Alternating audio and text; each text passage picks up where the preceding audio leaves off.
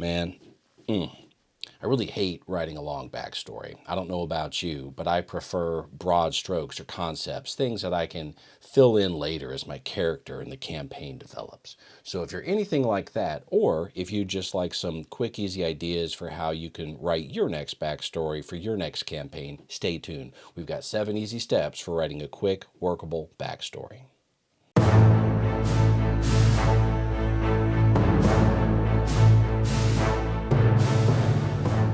I'm Chris. Welcome to the Art of Character Dungeons & Dragons podcast, where we get into all things D&D, focusing on the heart of the matter, the characters. Thank you so much for joining. Let's roll. All right, so for today's episode, we're going to talk about making a quick, kind of workable backstory. I don't like a long novel. I don't really like spending a lot of time on my backstory. Maybe it's my first edition roots, I'm not really sure, but I'm more so about coming up with a character, getting some broad strokes, and just getting out there and playing it, and just kind of seeing how everything's just going to kind of fit together.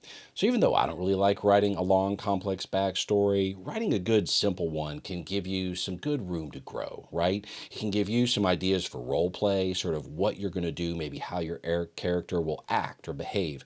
We'll also give your DM some hooks, some things that they can use and play off of and weave into the story. And then ideally, even a simple backstory can give other members of your party, the other players, some things that they can work with, that they can sort of role play off of, or that they can use to help tell your story.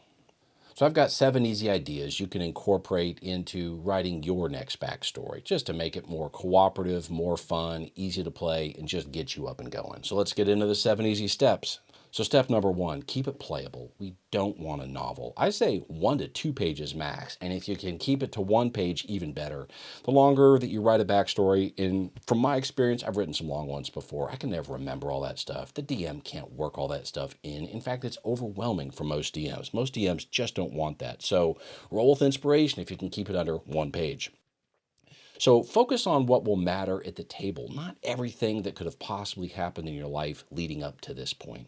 All right, number 2, how about background or origin? So there are different methods. If you go to 2014, they've got background, and then you've got customized origins in the 2024 version of 5e. It doesn't really matter which version you use. I say there's just really 2 important things that you want to write or add to that. Where did you come from?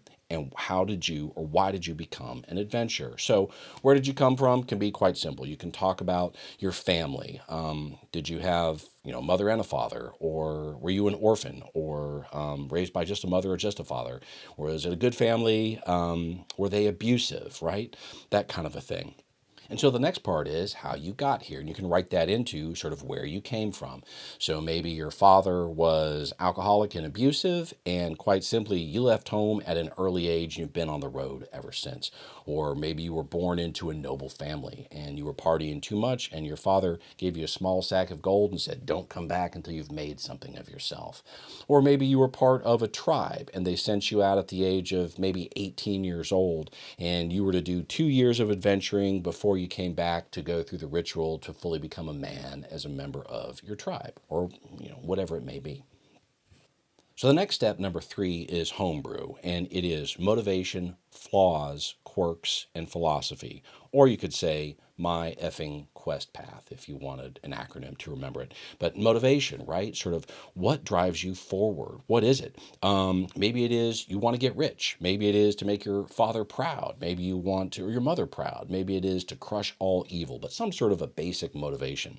Then a flaw, sort of, is there something that gets you into trouble? A problem with maybe your character, right? Sort of who you are.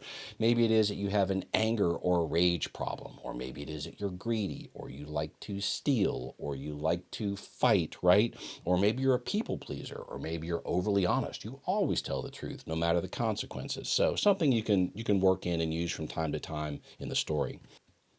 So the next thing is having a quirk, right? And you can do all sorts of little things that are kind of funny and fun. Maybe you smoke a pipe, or you're superstitious, or always refer to yourself in the third person, or use concrete logic, or maybe you keep mementos from your kills, but just something that gives you a little bit of quirk, something interesting, a quick hitter. And then a philosophy. Do you have a general philosophy on life? Here are some examples. The world is inherently good, or the world is inherently bad. Or maybe the end justifies the means. Or maybe do what is just, no matter the cost. Or maybe right and wrong depends on who you ask. So what I would do with these three things, again, my effing quest path, is just write a brief statement, not even a sentence for each one, or maybe even a couple of words, just something you can use, that you can remember, that you can easily kind of draw upon without having to go back and memorize your lengthy backstory. So number 4, these are character hooks, kind of what connects you to the world. So these are great for your DM to use to kind of incorporate into the campaign, or other things other players can kind of role play off of. You just want to sort of give the DM some toys to play with. Now, here are some examples. So, too simple, I grew up in a village. How about, I grew up in a village destroyed by orcs, my brother might still be alive. There's a hook, right? Or example, I was a surly, outcast, bullied teenager. How about, I was a surly, outcast, bully teenager who was taken in by a hermit in a nearby forest and taught magic. So maybe that hermit comes back later, or that just is part of your story for how you became a wizard, or whatever it is.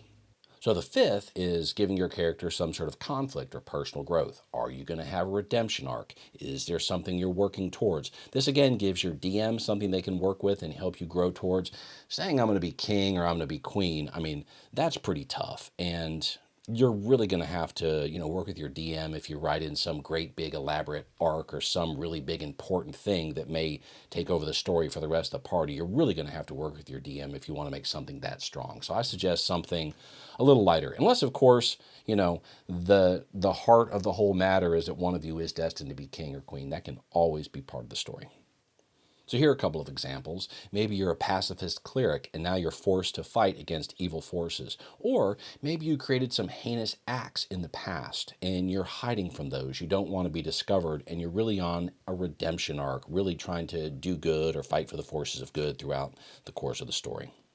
The 6th thing you can do is to build mystery or flexibility. Think about a backstory as a seed, not a finished tale.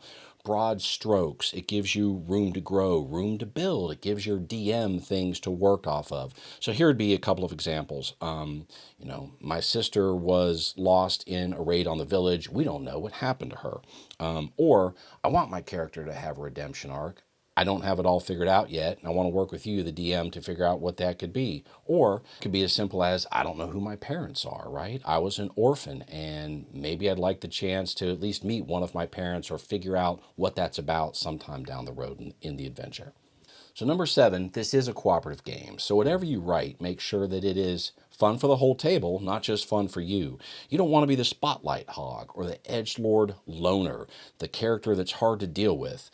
One of the things that happens sometimes in role-playing is you hear somebody say, well, that's what my character would do. Now, that is a good thing to role-play. However, sometimes I've seen bad behavior sort of disguised or covered up by that statement where, they're hogging the spotlight or doing some things counter to what the rest of the party wants to do, trying to go off on their own constantly because that's what their character would do. Remember, it is a cooperative game, and work with your DM and the other players in your party. It's going to make it a better game for you and everybody else at the table.